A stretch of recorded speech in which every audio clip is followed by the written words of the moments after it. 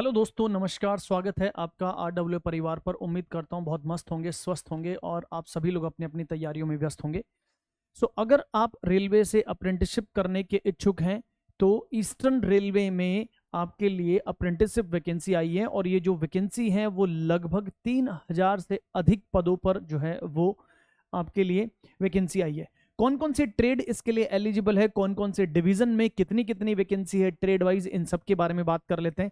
तो ये जो वैकेंसी है आपके लिए वो उसके लिए डिटेल नोटिफिकेशन जो है वो आउट हो चुका है। इसमें बोला गया है कि notification for engagement of the act apprentices for the training slots in the eastern railway unit, yes ना, Kolkata eastern railway RRC Kolkata में आपके लिए ये जो है वो वैकेंसी आई है, अप्रेंटिस वैकेंसी आई है। इसका शेड्यूल इन्होंने दिया है कि आपके पास जो नोटिफिकेशन है, date of the publication of the notification on the website 31 जुलाई को, यानी कल ही जो है ये नोटिफिकेशन आया है। कब से ऑनलाइन फॉर्म फिल होना स्टार्ट होंगे? 14 अगस्त से, और आखिरी तारीख जो रहेगी वो 13 सितंबर रहेगी, यस ना।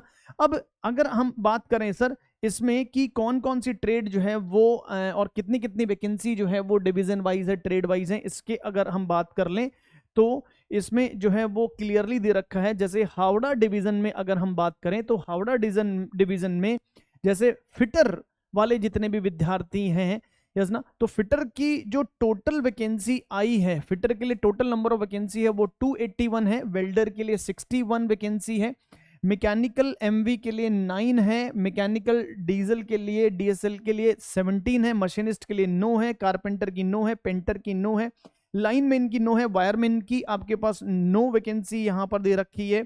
सिमिलरली आरएसी के लिए 17 है, इलेक्ट्रीशियन के लिए 220 है। इस तरह से टोटल कुल मिला के आपके पास जो है हावड़ा डिवीजन में 659 वैकेंसीज हैं, कुल पदों की संख्या 659 रहेंगी, ठीक है।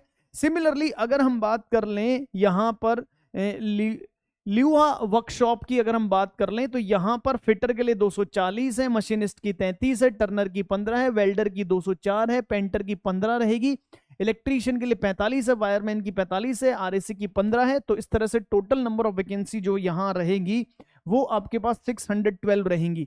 सिमिलरली अगर हम बात करें दोस्त कि सील्दा डिवीजन में अगर हम बात करें तो सील्दा डिवीजन में फिटर के लिए 230 नंबर ऑफ वैकेंसी है। इस तरह से आपके पास टोटल जो वैकेंसी है सबको मिलाकर लगभग 440 वैकेंसी जो है वो आपके पास यहां देखने को मिलेंगी, ठीक है। तो इस तरह से सभी डिवीजन में अगर हम बात कर लें तो लगभग जो है वो 3000 से अधिक वैकेंसी हैं। अगर आप रेलवे से अप्रेंटिस करने का जो है वो अगर आपका मन है तो आप यहां से कर सकते हैं।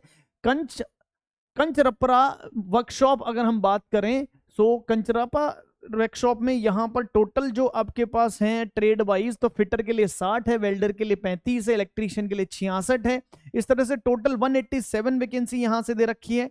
सिमिलरली मालदा डिवीजन में अगर हम बात कर लें तो फिटर इलेक्ट्रीशियन की 40 है, आरएसी की 6 है, फिटर की 47 है। इस तरह से टोटल मालदा डिवीजन में 138 है, यस ना।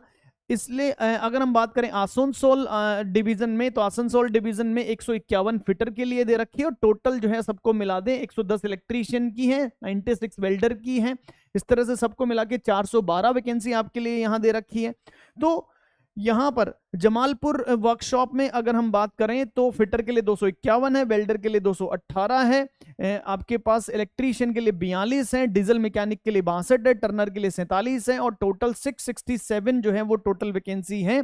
अगर आप जो है वो अप्रेंटिसशिप करना चाहते हैं रेलवे से तो इसके लिए अप्लाई कर सकते हो। अब बहुत से बच्चों के मन के अंदर ये ख्याल आता है कि सर अप्रेंटिसशिप करने से कोई फायदा नहीं है, तो बस इसका जो है अगर हम बात कर लें जो नए बच्चे हैं अगर वो अप्रेंटिसशिप करना चाहते हैं तो उनको 20% जो है वो कोटा ग्रुप डी की वैकेंसी में जो है रेलवे ग्रुप डी की वैकेंसी में आपको देखने को मिलता है।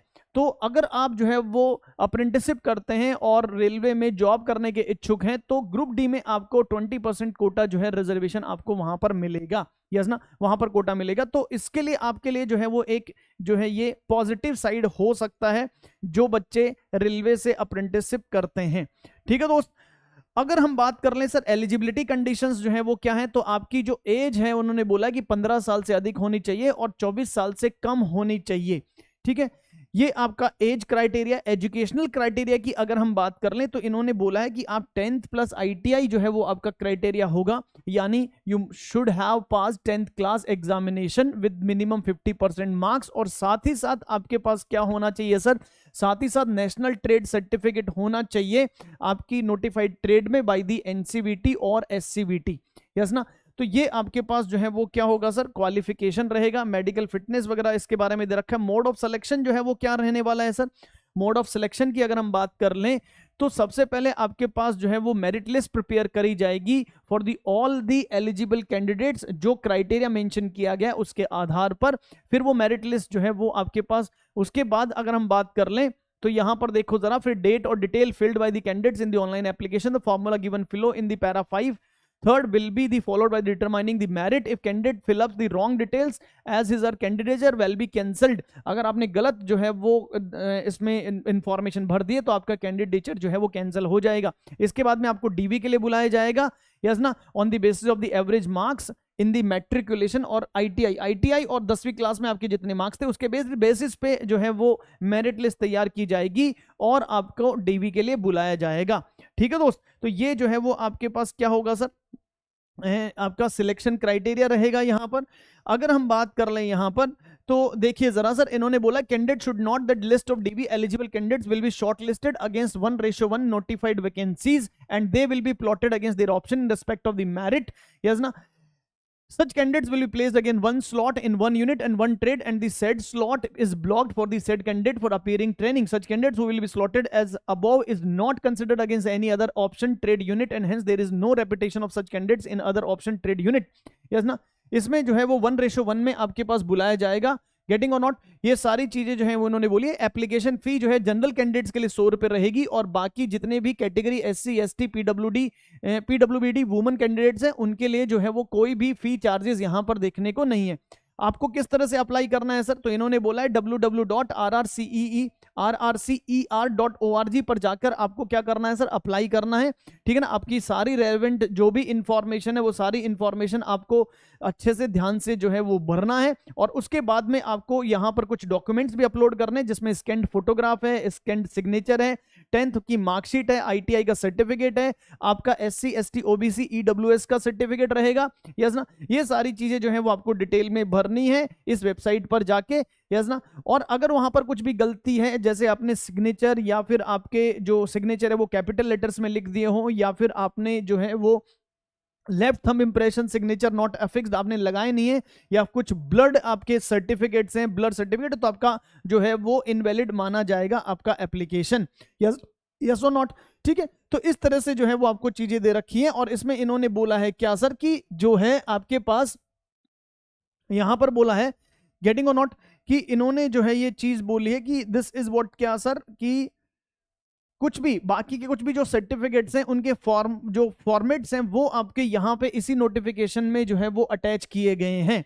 तो अगर आप भी इच्छुक हैं रेलवे से अप्रेंटिसशिप करने के लिए तो आपके लिए एक बहुत बड़ी अपॉर्चुनिटी है। तो आप डिवीजन वाइज कौन से डिवीजन में आप अप्लाई करना चाहते हैं उस डिवीजन वाइज आप अपनी ट्रेड वाइज वैकेंसी देखें और उसमें अप्लाई कर सकते हैं। लास्ट डेट मैंने आपको बता दी, स्टार्टिंग डेट और इसका जो लास्ट डेट है वो क्या रहने वाला है। तो मैंने बताया कि इसका जो स्टार्टिंग डेट है वो आपका 14 अगस्त रहेगा और लास्ट डेट जो है वो 13 सितंबर रहेगा। तो इस जो डेट है इन डेट से पहले पहले ही जो है वो आप 13 सितंबर से पहले पहले ही अप्लाई कर दें अगर आपको ये अप्लाई करना है, यस ना। सो इस वीडियो में इतना ही, धन्यवाद, thank you so much, good luck, नमस्कार, जय हिंद।